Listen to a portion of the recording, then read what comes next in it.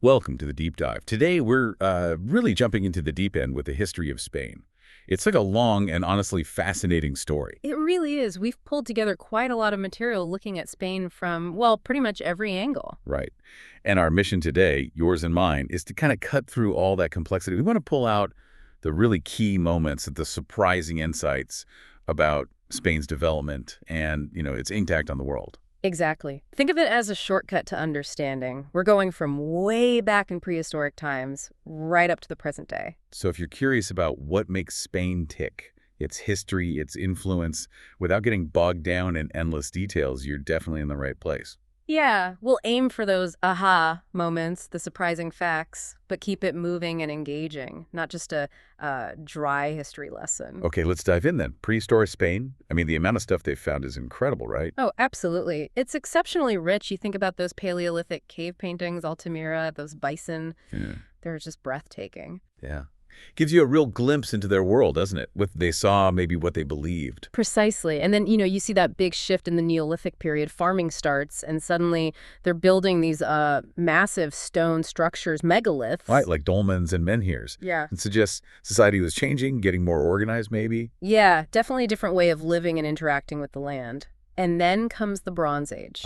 Metallurgy. So working with metals. Exactly. Places like Los Millares, El Argar, they become centers for innovation, working with bronze, which is, stronger than copper, better tools, better everything, really. And that connects to trade. Big time, especially Mediterranean trade. It just underlines how strategic the Iberian Peninsula was, even back then, a real crossroads for people and ideas. You wonder if that sort of early mixing set the stage for later on. Like for the Romans.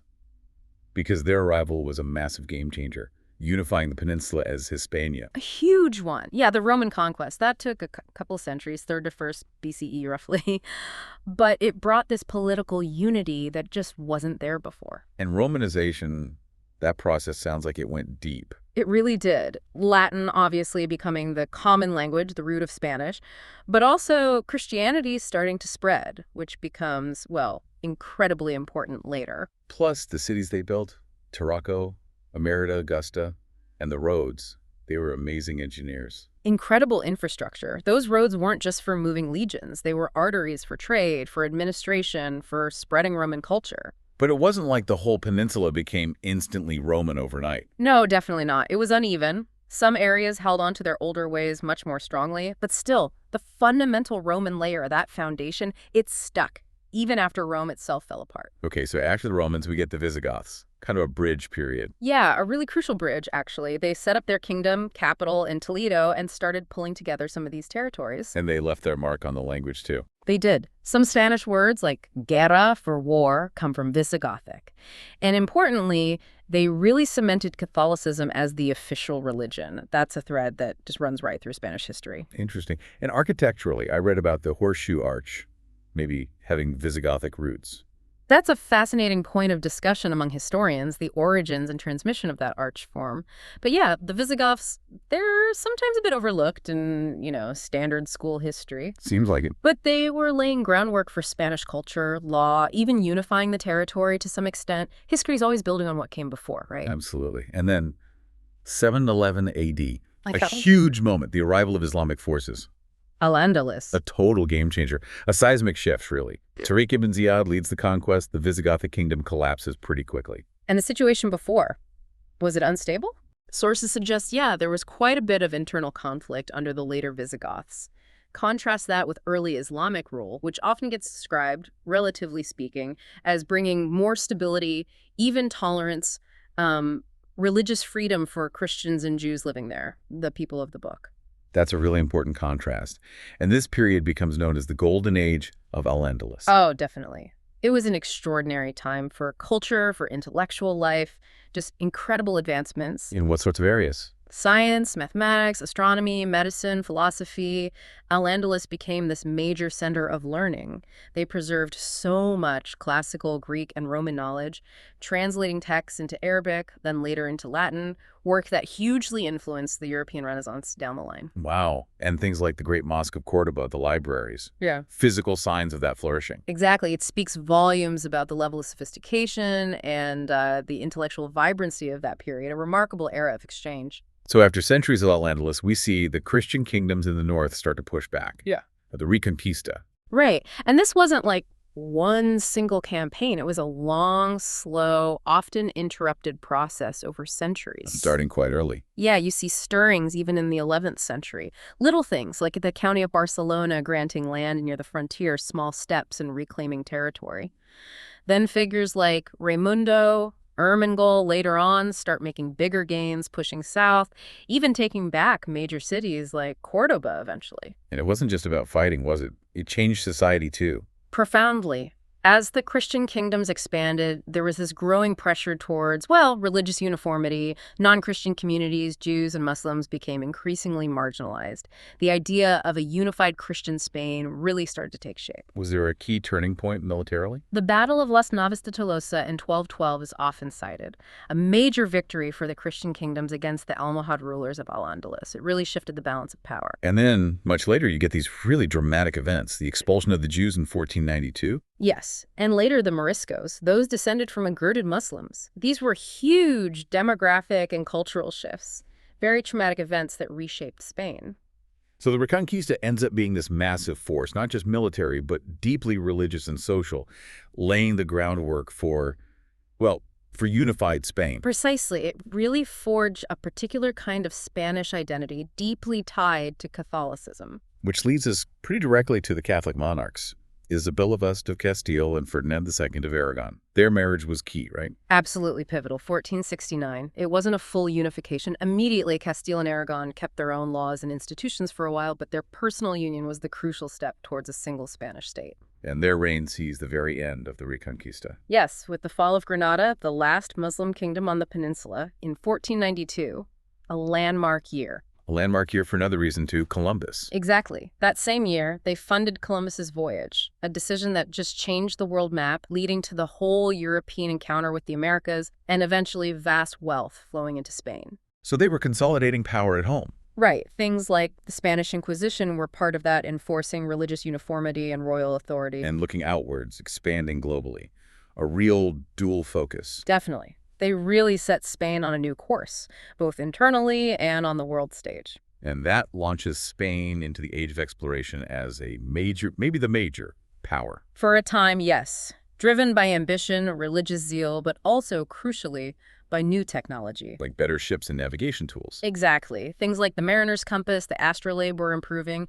Plus, military tech's shipborne cannons gave them an edge at sea, and on land, horses, steel weapons, armor gave them advantages in the Americas. It's important, though, isn't it, to look beyond just the conquest narrative. The sources mention needing a more nuanced view. Very important. It wasn't just about conquest. It involved complex interactions, exchanges, alliances, and of course, devastating impacts on indigenous populations. It's a complicated legacy. Right, and this leads to the Spanish Empire, just vast. Unprecedented in scale at the time. From the late 15th century onwards, it grew to cover huge parts of the Americas, territories in Asia, Africa, Europe. The empire on which the sun never sets. That saying really captures it during the Siglo de Oro, the Golden Age. It does. Under the Habsburg rulers, Spain wasn't just politically powerful, it was a major cultural and intellectual hub, too. But empires rise, and, well, they eventually face challenges. Yeah. When did things start to shift for Spain? The decline was gradual, but it really gathered pace from the late 18th century. The Napoleonic Wars were a massive blow. Right, Napoleon occupied Spain. Exactly. And that chaos helped fuel the independence movements in Latin America. Plus, Spain had internal problems, economic struggles, political instability, maybe relying too much on old structures. So by the early 19th century. By the 1820s, most of the American colonies were gone. It was a dramatic end to that huge imperial chapter, a real recalibration. Before that decline really set in, though, there was another major conflict, the War of Spanish Succession, early 1700s. Right, 1701 to 1714. This was a big European war, not just Spanish, sparked by the death of the last Spanish Habsburg, Charles II, who died without an heir. So who was fighting over the throne? Essentially, it was Philip of Anjou, who was Louis XIV of France's grandson, versus Archduke Charles of Austria from the Austrian Habsburgs. And Spain itself was divided. Very much so. Broadly speaking, Castile supported Philip, hoping for strong central rule. But the Crown of Aragon, that's Aragon, Catalonia, Valencia, they backed Charles. They were worried a French Bourbon king would strip away their traditional rights and autonomy, their fueros. And the outcome. The Treaty of Utrecht in 1713 was the main peace settlement. Philip of Anjou became King Philip V of Spain, starting the Bourbon dynasty that still reigns today. But Spain had to give up territories. Crucially, Gibraltar and Minorca went to Britain. And what about those regions that backed Charles, like Catalonia? They fought on for a bit, but Barcelona fell in 1714. Philip V then moved to impose centralized rule, abolishing most of the old regional privileges across the Crown of Aragon. It was a big step towards a more unified, homogeneous Spanish state, but at the cost of that regional diversity. Okay, fast forward quite a bit then to 1898, the Spanish-American War. Sounds like another tough moment. A really tough moment, often called El Desastre, the disaster of 98. Spain lost Cuba, Puerto Rico, the Philippines, basically its last major colonies. The huge blow to national pride. Absolutely. It really symbolized the end of Spain's imperial era and forced a painful period of national soul-searching. What was Spain's place in the modern world now? And you mentioned the Indianos earlier, people returning from the Americas. Yeah, they became sort of symbolic around this time, often depicted in literature, these figures returning with wealth from the former colonies, kind of highlighting the contrast between past imperial glory and the present reality. The war really threw Spain's struggle between tradition and modernity into sharp relief. Okay, and then moving into the 20th century, the Spanish Civil War. Yeah. 1936 to 1939, a truly devastating conflict. Absolutely horrific. And its roots run deep. The Second Republic, established in 1931, tried to modernize Spain, but it faced intense opposition and polarization. Between who? On one side, you had the Republicans, a coalition of leftists, liberals, socialists, communists, anarchists. On the other, the nationalists, conservatives, monarchists, fascists, heavily backed by the military leadership, the Catholic Church hierarchy, and wealthy landowners. Deep divisions. And it became international very quickly. Very much so. It was almost a dress rehearsal for World War II. Franco's nationalists got crucial support troops, planes, weapons from Mussolini's Italy and Hitler's Germany. Portugal's dictator, Salazar, also backed Franco. And the Republicans? They got help from the Soviet Union, and crucially, the international brigades, volunteers from all over the world who came to fight fascism.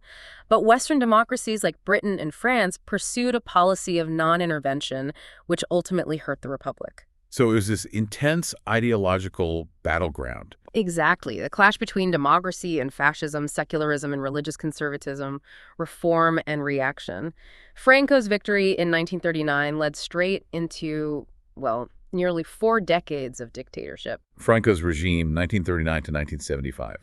Authoritarian, repressive. Very much so. It fundamentally divided Spain, the victors and the vanquished. Franco saw his regime as saving Spain from the chaos and godlessness, as he saw it, of the Republic. And he had strong support from certain groups. Yes, the traditional elites, the wealthy landowners, the industrialists, the military hierarchy, and, very significantly, the Catholic Church hierarchy. They felt the Republic threatened their interests and values, so they rallied behind Franco. And the repression was severe. Extremely. Especially in the early years after the war, hundreds of thousands were imprisoned, many executed. There was a systematic effort to wipe out Republican ideology, enforce Franco's thinking through education, propaganda. The church played a role in that. A major role in legitimizing Franco's rule, blessing the regime, and regaining influence in education and society that it felt it had lost under the Republic. And controlling culture, too. Things like cinema. Oh, yes. Strict censorship. Cinema, literature, theater all had to conform, often promoting the sort of romanticized nationalist vision of Spain's past, ignoring the complexities and silencing any dissent. Looking back across this whole sweep of history, Spain's global influence, especially earlier on, was just immense. Undeniable. The 16th, 17th centuries, a global empire. The legacy in Latin America alone, language, religion, culture, architecture, is just profound. And think of Elcano completing the first circumnavigation. That says a lot about their reach. And in Europe itself, under the Habsburgs. A dominant power. Charles V, Philip II, these rulers were at the center of European politics, involved in constant wars, diplomacy, strategic marriages, shaping the continent. And let's not forget, Columbus sailing for Castile fundamentally changed the Americas. But that influence did decline. Yes, from the late 1700s, with the Napoleonic occupation being somewhat sidelined in Europe after the Congress of Vienna, losing the colonies, Spain became more isolated for a time. But that history, that past weight, still shapes how Spain sees itself and interacts with the world today. So bringing us closer to the present day, contemporary Spain. Yeah. It's a major European economy, but not without its struggles. That's right. It's one of the biggest economies in the Eurozone, but issues like high unemployment, especially youth unemployment, which has been alarmingly high at times, like around 40% persist. Productivity is another ongoing discussion point. Yeah. And the shadow of the 2008 crisis. Right, we'll come back to that crisis. Socially, concerns about things like citizen security, dealing with organized crime, which often has international links. But Spain is also very active internationally, How so? participating in peacekeeping missions, international security efforts. It has a big diplomatic network and huge cultural influence. Spanish is the world's second most spoken native language. Its culture exports are significant. And its role in international relations today, since Franco's death and the transition to democracy. It's obviously changed hugely. Spain rejoined the European mainstream. Key players are the Foreign Ministry, the International Cooperation Agency, the Cervantes Institute promoting language and culture, Parliament, NGOs, the media, businesses all play a role. King Juan Carlos Saipai also had considerable diplomatic prestige for many years. What are the main focuses of its foreign policy? A big focus has been normalizing and strengthening ties, especially in Europe and with the U.S. Relations with France improved significantly, particularly with cooperation against Basque terrorism group ETA. Relations with Portugal are usually described as excellent, exemplary even. Any ongoing challenges? Oh, sure. The Gibraltar issue with the UK is a long-standing sovereignty dispute, though both sides generally try to manage it without derailing the overall relationship. And the relationship with Morocco is complex, vital for trade and migration control, but also points of friction over territorial claims like Ceuta and Melilla. So actively engaged, trying to foster stability. Yes. Definitely working within the EU, NATO, the UN, and other platforms to play a constructive role. You mentioned the 2008 crisis earlier. That hit Spain really hard, didn't it? Between roughly 2008 and 2013. Devastatingly hard. One of the worst economic crises in its modern history. It hammered the economy and especially the banking system. What caused it? Was it just the global crash? The global downturn was the trigger, but Spain had specific vulnerabilities. There had been this enormous property bubble in the early 2000s, driven partly by, well, political incentives, maybe lax regulation, and banks lending very aggressively, getting over-leveraged in real estate. So when the global economy stalled. The bubble burst spectacularly.